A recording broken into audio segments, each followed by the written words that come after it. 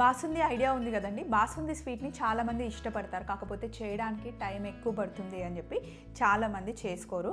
But సింపుల్గా ఈజీగా అయిపోయే బాసుంది ఇప్పుడు నేను చూపిస్తాను.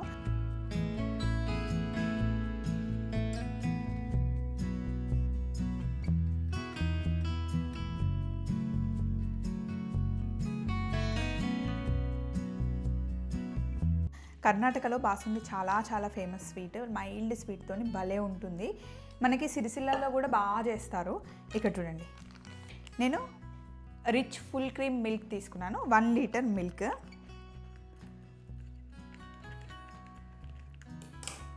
దీన్ని డైరెక్ట్గా గిన్నెలో వేసేస్తాను. ఆల్రెడీ పాల ప్యాకెట్లో ఉండే పాలు కాచినవే ఉంటాయి,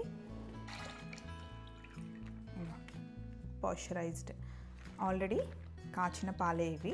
సో చాలామంది అడుగుతూ ఉంటారు, కాచిన పాల, చల్లార్చిన పాల, పచ్చిపాల అని చెప్పి. పాల ప్యాకెట్ అయితే డైరెక్ట్గా ఇలా వేసేసుకోండి, లేకపోతే ఇంటికి తెచ్చి పోసే వాళ్ళు ఉంటారు కదా, కాచి చల్లార్చిన పాలు అనుకోండి. సో ఇప్పుడు లీటర్ పాలల్లో నేను 100 గ్రామ్స్ పాల పొడి వేస్తున్నాను, మిల్క్ పౌడర్. డైరెక్ట్గా వేసిన తర్వాత దీన్ని మంచిగా మిక్స్ చేయాలి. ఇలా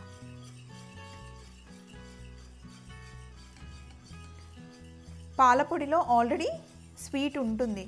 మామూలుగా పాలని డ్రై చేసే పాలపొడి చేస్తారు. పాలల్లో లాక్టోస్ ఉంటుంది కదా, దానివల్ల స్వీట్గా ఉంటుందన్నమాట. అందుకే నేను ఇందులో చక్కెర వేయట్లేదు. మామూలుగా అయితే ఎక్కువ పాలని బాగా దగ్గరగా మరిగించి చేసేదే బాసుంది. ఇందులో ఎక్కువ డ్రై ఫ్రూట్స్ వేస్తారు, ఫ్యాట్ ఏం వేయకుండా మరిగించి చేస్తారనమాట. ఇలా పాలపొడిని బాగా వేసేసి మిక్స్ చేసేయండి.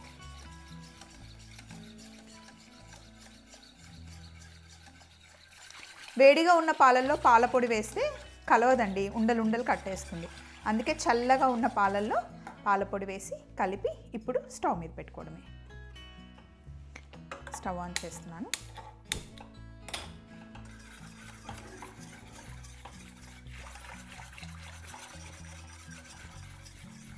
బాగా మిక్స్ చేయండి.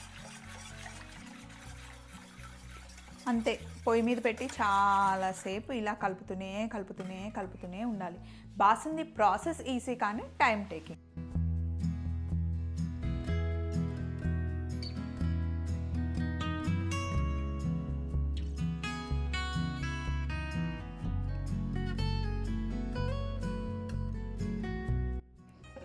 ఇలా పాలు మరిగేటప్పుడు సైడ్ అంతా మనకి ఆ మీగడ పైకి వస్తూ ఉంటుంది. ఆ మీగడనంతా ఇలా అంటూ మళ్ళీ పాలల్లో కలిపేయాలన్నమాట. ఇందులో మీగడగా మనకి కనిపిస్తూ ఉంటుంది. మలాయిని ఇష్టపడే వాళ్ళకి బాసుంది చాలా నచ్చుతుంది.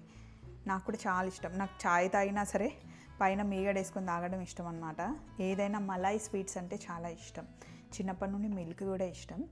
సో ఇలా పాలు పైకి పొంగుతూ ఉన్నప్పుడల్లా మనం సైడ్ నుండి ఇలా స్పాచ్లా ఉంటే మటుకి ఈజీగా అయిపోతుంది.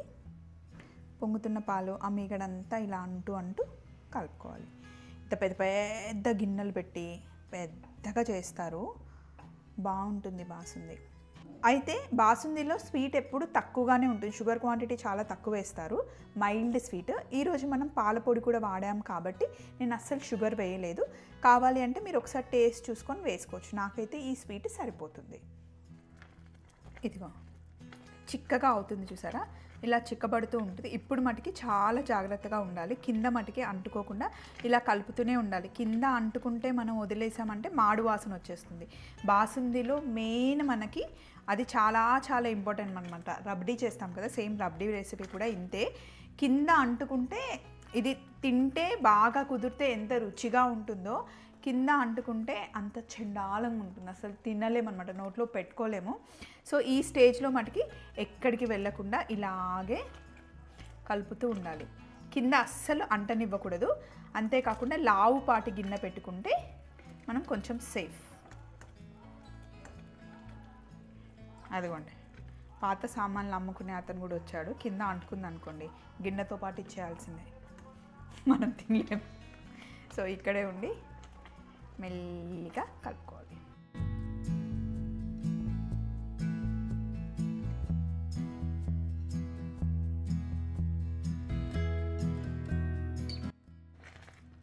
ఇలా థిక్గా ఈ కన్సిస్టెన్సీ వచ్చాక ఇందులో మనం కాస్త యాలకుల పొడి యాడ్ చేసుకోవాలి అంతే. ఇందులో యాడ్ చేసేది ఏం ఉండదు.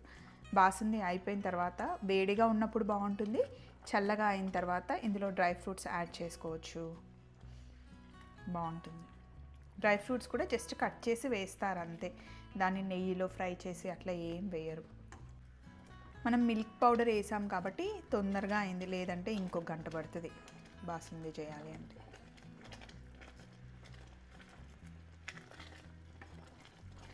చల్లగా అయ్యాక ఇంకా కాస్త థిక్ అవుతుంది అంతే. బాసుంది రెడీ అయింది, స్టవ్ ఆఫ్ చేసేద్దాం రండి. సో ఇక్కడ బాసుంది రెడీ అయింది. గార్నిష్ కోసం ఆల్రెడీ బాదం కట్ చేశాను, పిస్తా కట్ చేసుకుందాం.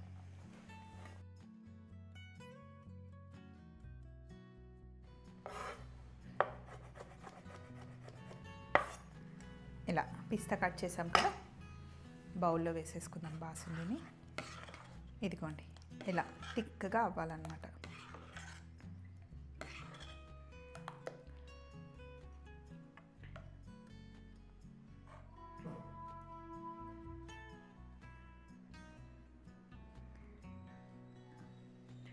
బాసుంది దానిపైన గార్నిష్ కోసం బాదం ఇంకా పిస్తా అంతే.